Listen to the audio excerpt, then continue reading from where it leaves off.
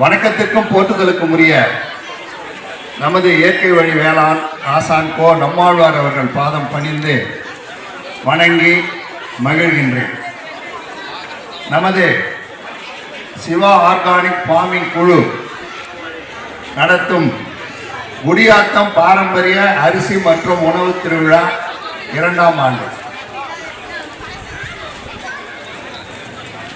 இந்த நிகழ்வை பொறுப்பேற்று நடத்தி கொண்டிருக்கின்ற அருமைக்குரிய சகோதரர், எங்கள் தொண்டைமண்டல இயற்கை விவசாயிகள் கூட்டமைப்பினுடைய செயலாளர் பட்டு சிவசங்கரன் ஐயா அவர்களுக்கும், எங்களுடைய தொண்டைமண்டல இயற்கை விவசாயிகள் கூட்டமைப்பினுடைய இணை செயலாளர் தம்பி சதீஷ் அவர்களுக்கும், மற்றும் இந்த சிவா ஆர்கானிக் குழுவை சார்ந்த அனைத்து பொறுப்பாளர்களுக்கும், இந்த விழா குழுவினுடைய அனைத்து சகோதரர்களுக்கும், மற்றும் நம்முடைய நிகழ்ச்சிக்கு வந்து சிறப்பு சேர்த்துக் கொண்டிருக்கின்ற நகரமன்ற தந்தை ஐயா சவுந்தரராஜன் அவர்களுக்கும், ஆடிட்டர் ஐயா திருவானந்தம் அவர்கள், மற்றும் எங்களுடைய முதன்மை ஒருங்கிணைப்பாளர் நந்தகுமார் அவர்கள், மற்றும் எங்களுடைய அமைப்பினுடைய துணைத் தலைவர் கங்காதரன் ஐயா அவர்கள், மற்றும் எங்களுடைய மீடியா டீமினுடைய தம்பி இளவரசன் மற்றும் ராஜ்குமார் அவர்கள், மற்றும் வந்திருக்கின்ற அனைத்து இயற்கை விவசாயிகள் பெருமக்கள் அனைவருக்கும் எங்களுடைய கனிவான வணக்கங்களை தெரிவித்துக் கொள்வதில் மிக்க மகிழ்ச்சி அடைகின்றோம். நம்முடைய நாடு, இந்த இந்தியா என்பது ஒரு ஆன்மீக பூமி. இன்று 140 கோடி மக்கள் தொகையோடு உலகத்தின் முதல் மக்கள் தொகை நிறைந்த நாடாக, ஒரு ஜனநாயக நாடாக இவ்வளவு சிறப்பாக இருக்கிறது என்று சொன்னால் இதற்கு காரணம் இந்தியா என்பது ஒரு ஆன்மீக பூமி. ஏன்னா ஒரு சிறிய நாடு, ஒரு 8 கோடி 10 கோடி 5 கோடி அந்த அளவுக்கு இருக்கக்கூடிய பல நாடுகள் இன்று அமைதியாக இல்லை. நம்மெல்லாம் பார்த்துக்கிட்டு இருக்கோம். ஆனா இந்தியா மட்டும் 140 கோடி உலகத்திலே மக்கள் தொகை இந்த நாடு இவ்வளவு அமைதியா இருக்கிறதுக்கு காரணம் என்ன அப்படின்னு பார்த்தீங்கன்னா, ஒரு சொற்பொழிவாளர் தான் ஒரு விஷயத்தை சொன்னார். எனக்கு ஆச்சரியமா இருந்தது.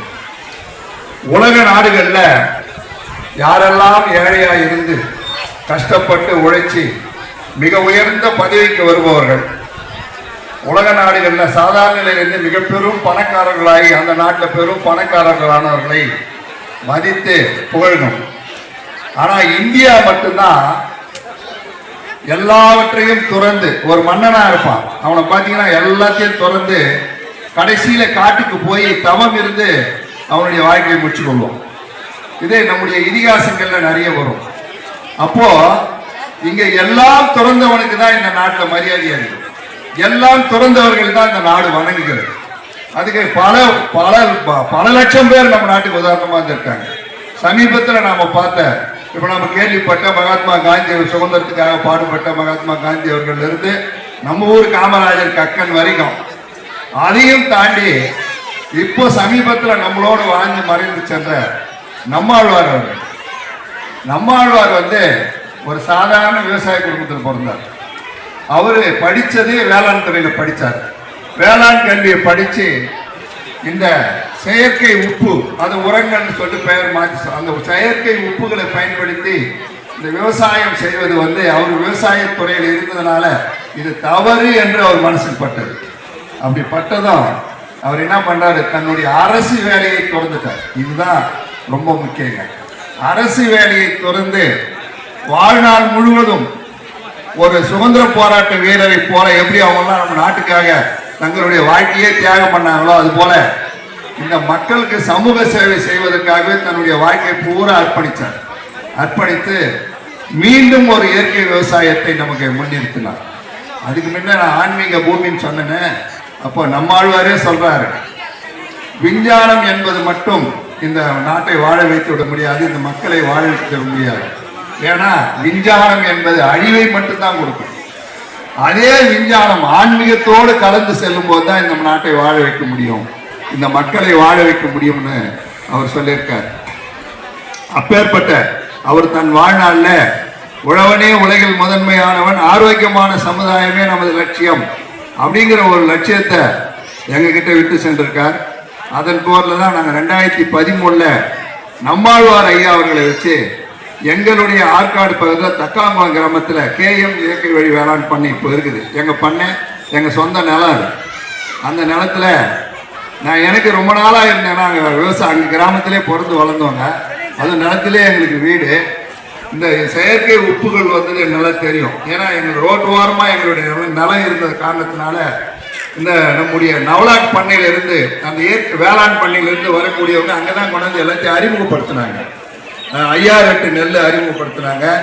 அப்புறம் முதல்ல சல்பேட்டான்னு ஒரு ரசாயன உப்பு வந்தது. அதன் பிறகுதான் யூரியா வந்தது. அப்புறம் அதன் பிறகுதான் காம்ப்ளெக்ஸ் வந்தது. எல்லாமே எனக்கு தெரியும். அப்போ ஒரு மாதிரி பண்ணை மாதிரி எங்கள் இதில் ஒரு நிலத்தை ஒரு பகுதி எடுத்து அங்கே வேளாண் துறை அதிகாரிகள்லாம் வருவாங்க. வந்து அதை செய்து காட்டி விவசாயிகளை கொண்டு வந்து நேரடி களப்பயிற்சி அங்கே செய்து காட்டினாங்க. அதுக்கு பிற்பாடு தான் அதனுடைய வளர்ச்சி வந்து ரொம்ப இந்தியா லெவலில் பிரம்மாண்டமாக இருந்தது. ஆனால் நாள் ஆக ஆக இந்த ரசாயன உப்பு, பூச்சிக்கொல்லிகளை வந்து அவன் மருந்துன்னு சொல்லிவிட்டான். அந்த பூச்சிக்கொல்லி அதனால் ஏற்பட்ட விளைவுகள், இந்த மக்களுக்கு ஏற்பட்ட இந்த நோய்கள், இதெல்லாம் காரணம் காட்டி அதுக்கு பிறகுதான் நம்மாழ்வார் வந்தார். அப்போதான் எனக்கு ஒரு சிந்தனை வந்தது, ஏன் நம்ம இயற்கை விவசாயம் என்பது நம்ம பகுதியிலே அழிஞ்சு போச்சு, எங்க தொடங்கணுமோ அங்கிருந்து முடிவு கொண்டு வருவோம் அப்படின்னா எங்க பண்ணையில வந்து கொண்டு வந்தோம். அப்ப எங்களுடைய துணைத் தலைவர் கங்காதரன் ஐயா அவர்கள் வந்து நம்மாழ்வார் நெருக்கமா இருந்தார். ஏதோ ஒரு கல்யாண நிகழ்ச்சியில நாங்கள் பேசும்போது நான் அவரே அழைச்சின்னு வரேன்னு சொன்னார். அப்படிதான் எங்க இதுல முதல்ல இயற்கை விவசாய நிகழ்ச்சி நாங்கள் தொடங்கினோம். அப்படி தொடங்கிய நம்முடைய அந்த ஆற்காடு அரசு திருவிழா அப்புறம் 9 ஆண்டுகள் இப்போ சிறப்பாக முடிச்சிருக்கிறோம். நாங்கள் ஏறக்குறைய ஒரு 25-30 மக்கள் எங்கள் பண்ணைக்கு வருவாங்க. அவ்வளோ பேருக்கு நாங்கள் உணவு கொடுக்குறோம். அது மட்டும் இல்லாமல் இயற்கை விவசாயத்தில் விளைந்த விளைபொருட்களை அங்கே வந்து நாங்கள் மார்க்கெட்டிங்க்கு பயன்படுத்துகிறோம். குறிப்பாக விவசாயிகள் நேரடி விற்பனைக்கு நாங்கள் முக்கியத்துவம் கொடுக்குறோம். நம்மாழ்வார் தான் அடிக்கடி சொல்லுவார், ஒரு விவசாயி விஞ்ஞானியாகவும் மாற வேண்டும், வியாபாரியாகவும் மாற வேண்டும். அப்போதான் வந்து இப்போ ஆடிட்டர் ஐயா சொன்னாங்க இல்லையா, விவசாயத்தில் வந்து எவ்வளோ கஷ்டங்கள் இருக்குது, எவ்வளோ பிரச்சனைகள் இருக்குதுன்னு. அதை தான் நம்மாழ்வார் என்ன சொன்னார், நேரடியாக ஒரு விவசாயி விற்பனை செய்தால் ஒழிய அந்த விவசாயத்திலிருந்து அவரால் முன்னுக்கு வர முடியாது. அப்போது இந்த விவசாயத்துக்கும் விற்பனைக்கும் இடையில ஒரு மார்க்கெட்டிங் ஏற்படுத்துகிற வகையில் தான் எங்களுடைய ஆற்காடு அரசு திருவிழா அமைப்பு இருந்தது. அப்போது எங்கே நல்லவங்கெல்லாம் ஒற்றை கருத்து உடையவர்கள்லாம் ஒன்றா வந்து சேருவாங்கன்ற மாதிரி அப்போதான் எங்கள் சிவசங்கர் ஐயா அறிமுகமானார், சதீஷ் அறிமுகமானார். அதுபோல் எங்கள் அமைப்பில் இருக்கிற நிறைய பேர் அப்படி அறிமுகமானவங்க தான். இன்னைக்கு தமிழ்நாடு முழுவதும் இருக்கக்கூடிய இயற்கை விவசாய அமைப்புகளில் இருக்கக்கூடிய மிக பெரும்பான்மையானவர்கள் எங்களுடைய அமைப்பில் இருக்காங்க. அவங்களுடைய அமைப்பில் நாங்கள் இருக்கிறோம். இது வந்து மிகப்பெரிய பெருமைக்குரிய விஷயம். ஏன்னா ஒரு இயற்கை விவசாயம் என்பது செலவில்லாத விவசாயம், ரசாயன விவசாயம் என்பது செலவுக்கூடிய விவசாயம். ஆனால் இயற்கை விவசாயத்தை முறையாக சரியா பயன்படுத்தினா நிச்சயமாக நம்ம ஆடம்பர வாழ்க்கை வாழ முடியாது. ஆனால் நம்முடைய வாழ்க்கைக்கு தேவையானதெல்லாம் அதை பண்ண முடியும். இப்போ நிறைய பேர் அதை நிரூபிச்சிருக்காங்க, தொடர்ந்து நிரூபித்து கொண்டு இருக்கிறார்கள்.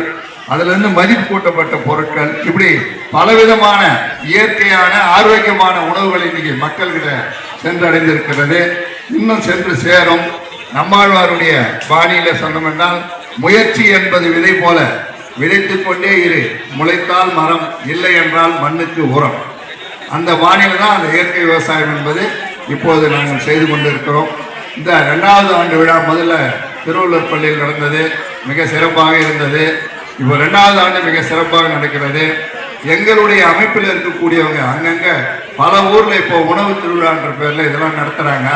இதை பார்க்கும்போது ஈன்ற பொழுதில் பெரிதுவக்கம் தன் மகனை சான்றோர் என கேட்ட தாய் என்ற மாதிரி எங்களுக்கு ரொம்ப மகிழ்ச்சியாக இருக்கிறது. இன்னைக்கு மக்கள்லாம் வந்து ஒரு மகிழ்ச்சியான வாழ்க்கை, ஒரு ஆரோக்கியமான வாழ்க்கை வாழ வேண்டும். அதுக்காக எங்களுடைய அமைப்பு தொடர்ந்து பாடுபடும் என்று சொல்லி வாய்ப்புக்கு நன்றி கூறி விடைபெறுகிறேன். நன்றி, வணக்கம்.